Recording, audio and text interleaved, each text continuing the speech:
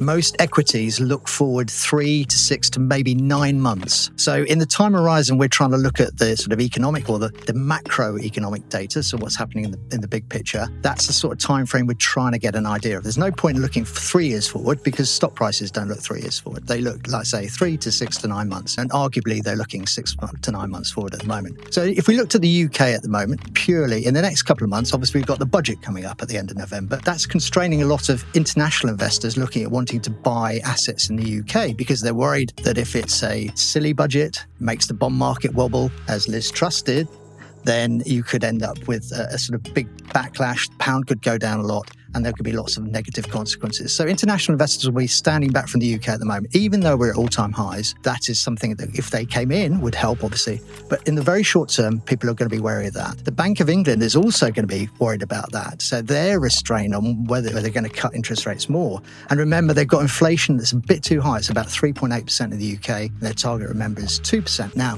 if you look at forecasts, that's expected to fall down towards that 2% in the next 12 months or so. So they may have scope to cut interest rates as we go into next year. But in the next 3 to 6 months, it's going to be tough for them to do that with that backdrop.